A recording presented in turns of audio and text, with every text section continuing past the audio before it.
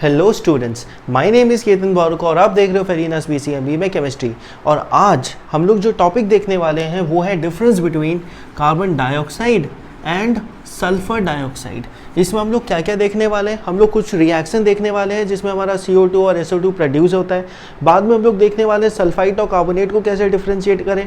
इसके बाद हम लोग देखने वाले हैं हमारा CO2 का कौन सा टेस्ट हम लोगों को चाहिए होता है उसको जानने के लिए कि वो CO2 है।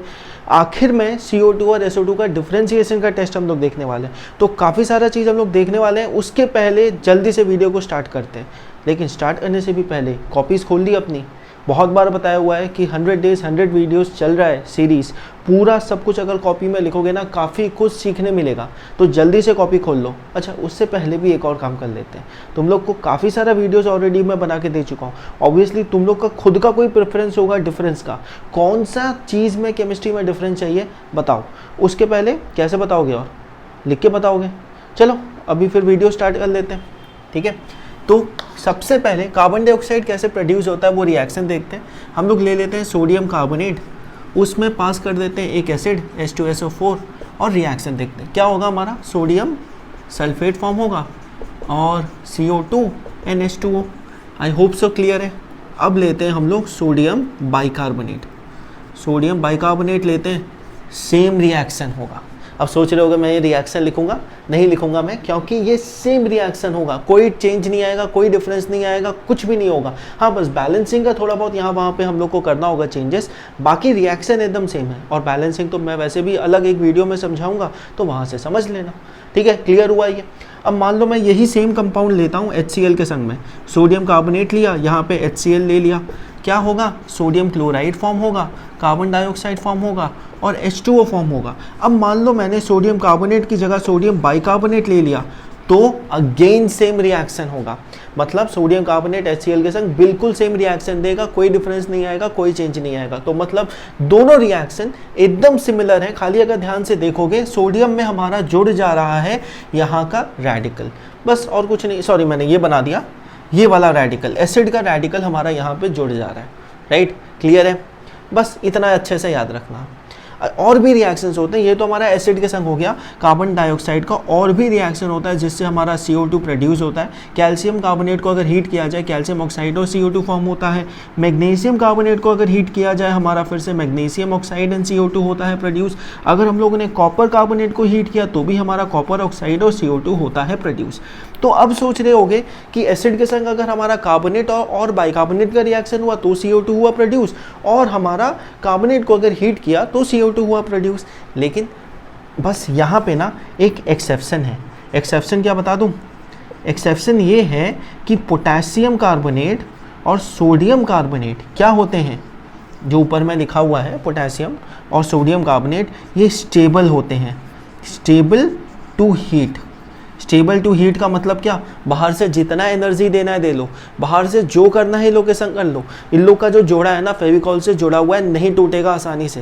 दे are very stable, they have very strong bond which can not be broken by simple heat energy and that's why they are stable to heat. Exception याद रखा, कैसे प्रोडक्शन हुआ वो याद रखा। तो ये हम लोगों ने देखा CO2 का प्रोडक्शन, या फिर CO2 हम लोग कैसे कोई भी रिएक्शन में लेके आ सकते हैं। अब चलते हैं SO2 के ऊपर। मैं साइड हो जाता हूँ, लिखना है तो लिख लो, स्क्रीनशॉट लेना है ले लो। SO2 पे आ जाए। चलो, SO2 के लिए तुम लोगों ने सोचा होगा मैं भाई सब कुछ लिखूंगा, सब कुछ अलग करूँगा, काफ़ी कुछ दोबारा से लिखना होगा। लेकिन थोड़ा सा ध्यान से देखो, मैंने कुछ नहीं किया, मैंने खाली यहाँ पे एक सिंपल चीज़ किया है। पता है क्या?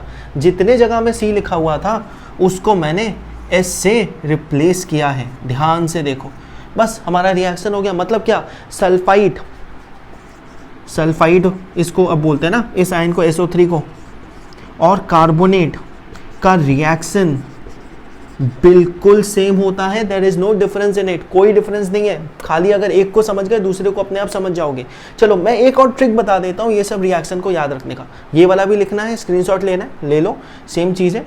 ट्रिक देखो, जब भी हमारा प्रोडक्ट साइड में कोई भी वीक एसिड फॉर्म हो रहा होता है, मान लो ये मैंने स्ट्रॉन्ग एसिड लिया, ये वाला ना, क्या सोचोगे, डबल डिस्प्लेसमेंट रिएक्शन हो रहा है। डबल डिस्प्लेसमेंट रिएक्शन की अब जैसे सोच लो, Na2SO3 था, HCl था।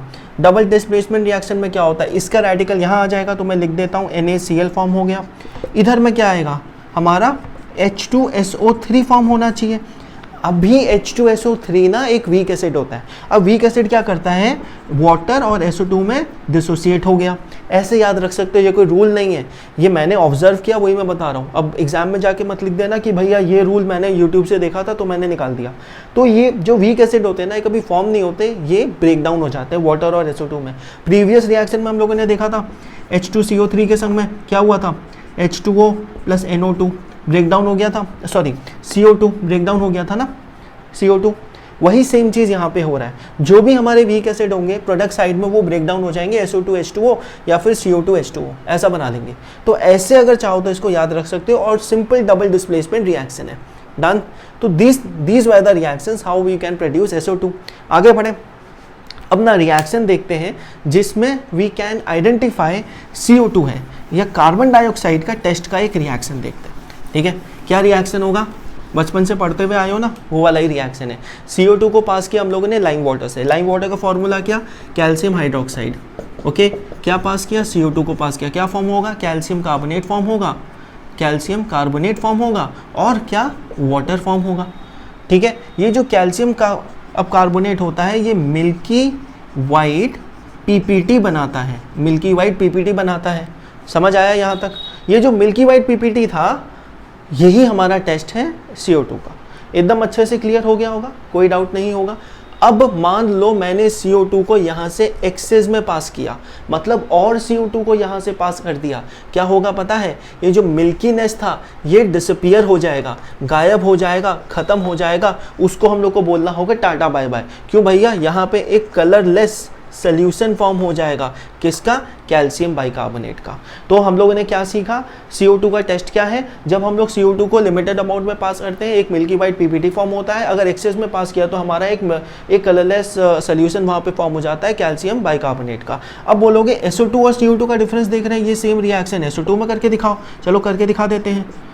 SO2 में पास किया, हमारा फॉर्म होगा calcium sulphide CO3 CaSCO3 form होगा, और वाटर फॉर्म होगा। ये जो कैल्शियम सल्फाइड फॉर्म हुआ ना, ये जो कैल्शियम सल्फाइड फॉर्म हुआ, ये है वाइट प्रेसिपिटेट। अब बोलोगे भैया डिफरेंस क्या हुआ, दोनों तो सेम रिएक्शन दिखाए, बिल्कुल सही, दोनों सेम रिएक्शन दिखाते हैं। CO2 और SO2 को लाइम वाटर का टेस्ट से डिफरेंशिएट नहीं कर सकते हैं। यही चीज़ अब मेरे को समझाना था, इसीलिए अब मैंने इतना कुछ लिखा यहाँ पे। इसका डिफरेंशिएशन का टेस्ट तो आगे देखेंगे ही, लेकिन ये समझो ये वाला टेस्ट हमारा कहाँ कहाँ यूज हो सकता है।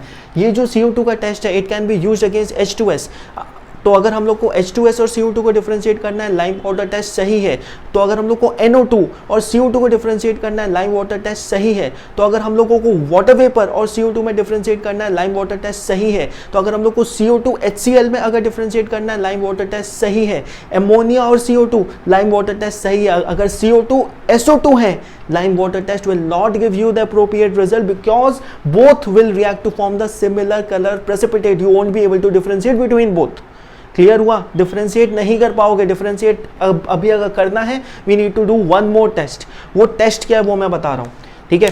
तो उसके लिए मेरे को एक बार मिटाना होगा, तो जल्दी से मिटाते हैं और दूसरे टेस्ट पे आते हैं। यहाँ पे हम लोग को ना लेना है पोटेशियम डाइक्रोमेट। पोटेशियम डाइक्रोमेट और पोटेशियम पर मैंगनेट। पोटेशियम डाइक्रोमेट होता है K2Cr2O7 और पोटेशियम पर मैंगनेट होता है KMnO4। इन दोनों का कलर बहुत इंपॉर्टेंट है। इसका कलर होता है ऑरेंज, किसका, पोटेशियम डाइक्रोमेट का ऑरेंज होता है, पोटेशियम पर मैंगनेट का पर्पल होता है। कौन सा पल, पर्पल, ओके। अगर मैंने पोटेशियम डाइक्रोमेट से CO2 को पास किया और SO2 को पास किया, CO2 क्या करेगा, CO2 कुछ नहीं चेंज करेगा। हमारा जो पोटेशियम डाइक्रोमेट ऑरेंज का ऑरेंज रहेगा, नो चेंज। लेकिन वहीं अगर SO2 को पास किया, it will change from orange to green. This is the differentiation point जो कि सामने दिख रहा है। पोटेशियम पर मैंगनेट जो कि पर्पल से हो जाएगा colourless when we use SO2। वहीं अगर अब मैंने CO2 डाल दिया, फिर से क्या होगा, नो चेंज, कोई चेंज नहीं आएगा। तो कैसे याद रखना, CO2 और कोई भी अगर गैस है, लाइम वाटर टेस्ट है, CO2 अगर SO2 है, सिर्फ हमारा पोटेशियम पर मैंगनेट और potassium dichromate. What is the change, potassium permanganate changes from orange to green, मैंने उल्टा बोल दिया लगता है। Potassium permanganate changes from purple to a colourless and potassium dichromate changes from orange to green. अच्छे से याद रखना और अच्छे से समझना, ये सब क्वेश्चंस ICSE में बहुत बार आते हैं। तो मिलते हैं अगले वीडियो में तुम्हारे बताए हुए कोई ऐसे वीडियो का जो तुम लोग डिफरेंस देखना चाहते हो उसके साथ। तो तब तक के लिए पढ़ाई करते रहो, मिलते हैं कल के वीडियो में।